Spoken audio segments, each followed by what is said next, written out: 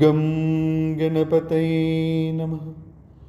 ഓം some സരസ്വതേ നമഃ.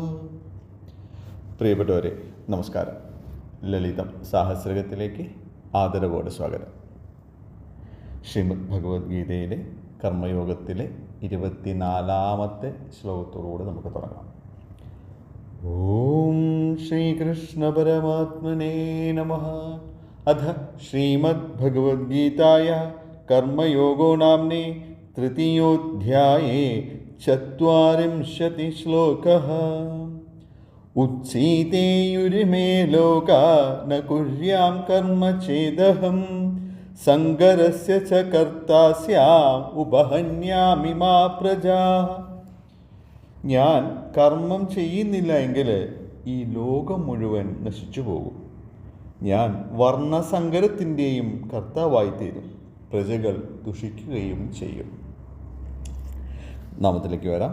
നാമം 538. മേധ. സ്വയമേവ മേധയായിട്ടുള്ളവളാണ് നമ്മുടെ ദേവി എന്ന് പറയുന്നത്.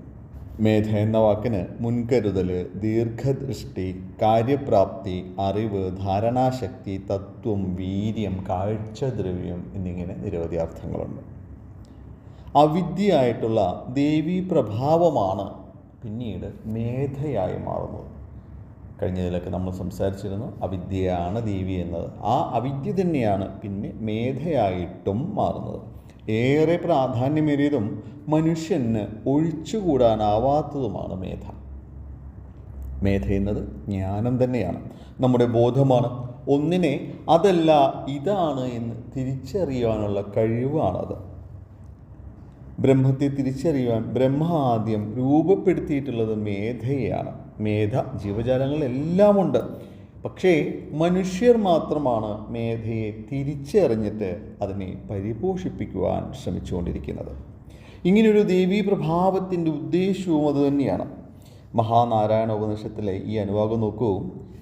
മേധാമഹം പ്രഥമാം ബ്രഹ്മണദ്വീം ബ്രഹ്മജുതാമൃഷ്ടുതാം പ്രവീതാം ബ്രഹ്മചാരിഭിർ ദേവാനാമവഹ്നേഹുവേ. ഇതം പ്രഥമമായിട്ട് ബ്രഹ്മത്തിൽ നിന്നുണ്ടായിട്ടുള്ളവളും ബ്രഹ്മത്താൽ വളർത്തപ്പെട്ടിട്ടുള്ളവളും മഹർഷിമാരാൽ സ്തുതിക്കപ്പെടുന്നവളും വിശ്വം നിറഞ്ഞിരിക്കുന്നവളുമായ മേധയെ ഞാൻ ബ്രഹ്മത്തിലൂടെ ചരിക്കുന്ന ദേവകാര്യങ്ങളുടെ നിർവഹണത്തിനായിക്കൊണ്ട് ധ്യാനിക്കുന്നു. ദേവാനാം അവനേഹുവേ എന്നാണ് പറഞ്ഞിരിക്കുന്നത്. വളരെ പ്രസിദ്ധമായിട്ടുള്ള മേധാസൂക്തമുണ്ട്. അത് ഋഗ്വേദത്തിലെ തൈത്തീരിയ ആരണ്യകത്തിലാണ് പരാമർശിച്ചിരിക്കുന്നത്.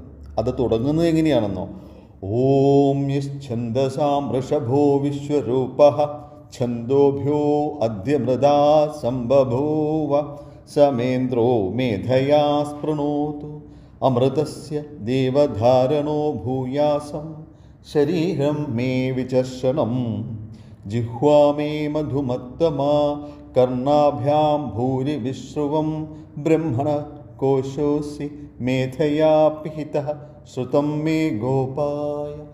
ഓം ശാന്തി ശാന്തി ശാന്തി. അതിൻ്റെ അർത്ഥം, വേദങ്ങളിലും മറ്റും വിശിഷ്യമായിട്ടിരിക്കുന്ന പരമപ്രധാനമായിട്ടുള്ള സത്ത് എനിക്ക് അറിയാനാകണമേ. അനശ്വരതയിലേക്ക് നയിക്കുന്ന ബ്രഹ്മജ്ഞാനത്തെക്കുറിച്ച് ഞാൻ എന്നും ബോധവാനായിട്ടിരിക്കണമേ. എൻ്റെ ശരീരം അതിനായിട്ട് സുസജ്ജമായിട്ടിരിക്കണമേ. എല്ലായ്പ്പോഴും എൻ്റെ നാവ് നന്മ മാത്രം ഉച്ചരിക്കണം. അതുമാത്രമേ കേൾക്കുവാൻ പാടുള്ളൂ. ലോകത്തിലെ എല്ലാ കളങ്കങ്ങളിൽ നിന്നും എനിക്ക് മുക്തിയുണ്ടാകണം. ഞാൻ പഠിച്ചതൊന്നും ഒരിക്കലും മറക്കാതിരിക്കണം. സർവത്തിനും ശാന്തിയുണ്ടാകണം. മേധയെ പരിപോഷിപ്പിക്കുവാൻ മേധയെ പരാമർശിച്ചുകൊണ്ട് തുടങ്ങുകയാണ് ഈ ശ്ലോകം. അത് അർത്ഥം ഉൾക്കൊണ്ട് മനനം ചെയ്യുമ്പോൾ നമ്മിലെ മേധാശക്തി ഉണരുന്നു എന്നത് പൂർവികർ സാധനയിലൂടെയും അനുഭവത്തിലൂടെയും തെളിയിച്ച കാര്യമാണ്.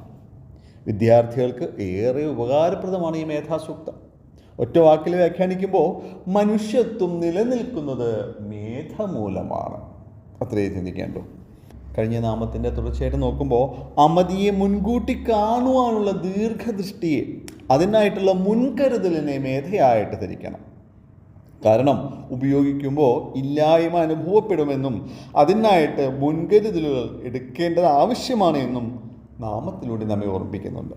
വർഷകാലത്തേക്ക് ധാന്യം സംഭരിച്ചു വയ്ക്കുന്ന ജീവികളും വരൾച്ച കാലത്ത് മണ്ണിനടിയിൽ ഉറങ്ങുന്ന ജലജീവികളും അതുപോലെ താന്താങ്ങളെ തിരിച്ചറിയുന്ന ജീവിവർഗങ്ങളുമെല്ലാം ഇങ്ങനെയുള്ള മേധയാൽ അനുഗ്രഹീതരായിട്ടുള്ളവരാണ്.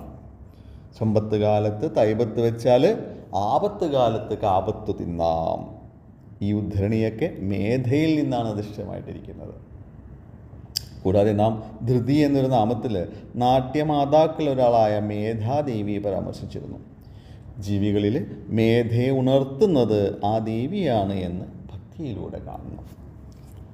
ധർമ്മത്തിൻ്റെ പത്നിയുടെ നാമം മേധ എന്നാണ്. നാമം ഇനി അവസാനിപ്പിക്കാം. നാമത്തിൽ ഒറ്റയൊരു ചിന്തയുള്ളൂ അല്ലേ? നമുക്കുള്ളിലെ മേധയെ അല്ലെങ്കിൽ നാം അനുഗ്രഹീതരായിട്ടുള്ള ആ മേധാശക്തി ഉണർത്തിക്കൊണ്ട് അതിനെ തിരിച്ചറിഞ്ഞുകൊണ്ടായിരിക്കണം നമ്മുടെ നാമശ്രവണം പൂർത്തിയാവുന്നത്. നമസ്കാര ശബ്ദം.